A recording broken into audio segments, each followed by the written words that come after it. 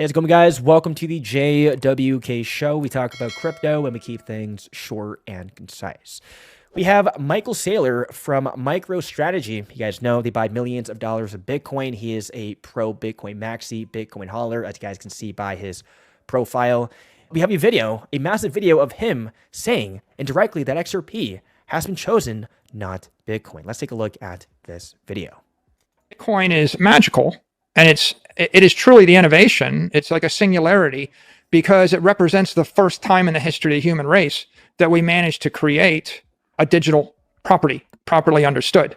It's easy to create something digital, right? Every coupon and every skin on Fortnite and Roblox and Apple TV credits and all these things, they're all digital something, but they're securities, right? Shares of stock are securities. Whenever anybody transfers, when you transfer money on PayPal or Apple Pay, you're transferring in essence a security or an IOU. Mm-hmm. And so transferring a bearer instrument with final settlement in the internet domain or in cyberspace, that's a critical thing. And anybody in the crypto world can do that. All the cryptos can do that. But what they can't do, what 99% of them fail to do, is be property.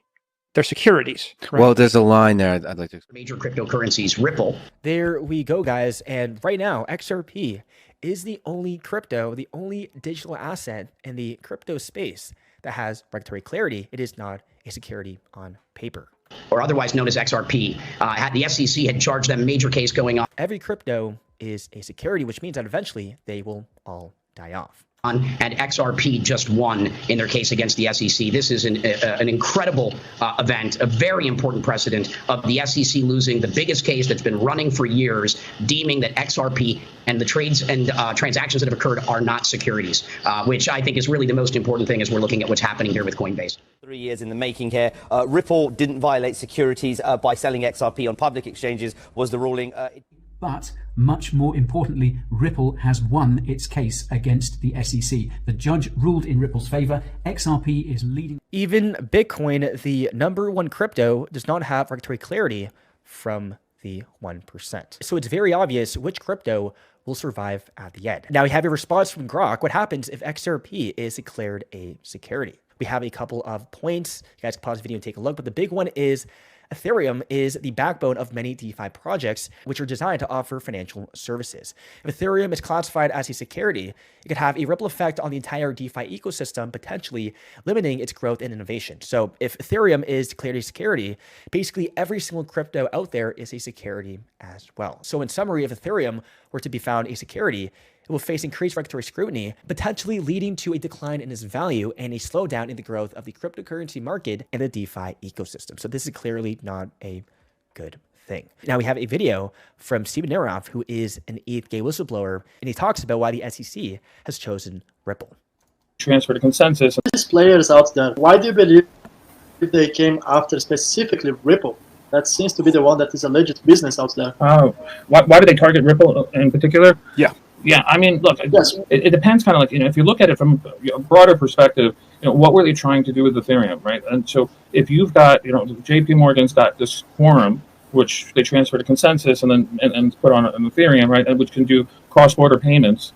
And cross-border payments, could lead to the reserve currency of the world, right?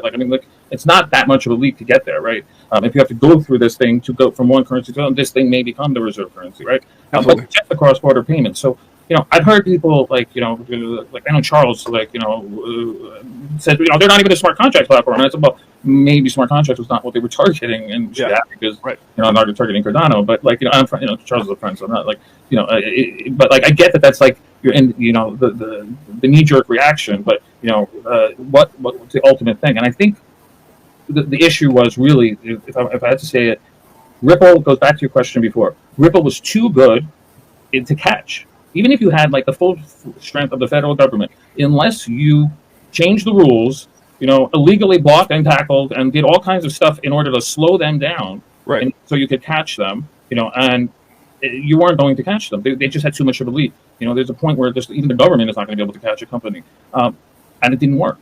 I'm sure they thought it would work, but at the same time, they would have accomplished the second task, because if they got Ripple and said Ripple is a security, and there's no reason that all the smart contract tokens would have also been classified, and you could have really see a world. And this is where it's scary. You could see a world where we would just have two tokens that are not securities, and Ethereum and Bitcoin. And that was the end of it. There we go, guys. So we have this from the XRP release as well. We had the timeline of XRP, and we also have this happening very recently back on March 9th of 2024. We have new Hungary's Orban, after meeting Trump in the US, we need leaders in the world who are respected and can bring peace.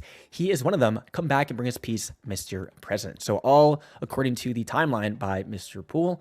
We should see Trump coming back with XRP, and we have the handshake going on with Putin, Z, and then this going on with Kim Jong-un, and then gold, BRICS, and so on. So we should see peace at the end, guys, with Trump with XRP. We have the BRICS nations already using XRP for their payment system.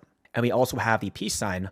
And then from Ripple Riller back in March 8th, we have the peace sign as well. Now, there is shared interest in getting a regulatory framework to the president for signature sometime this year. So guys, we have stablecoin regulation coming in 100%, and we should be getting a signature from the president. That's it for the video. Hope you guys enjoyed, and I'll see you guys in the next one.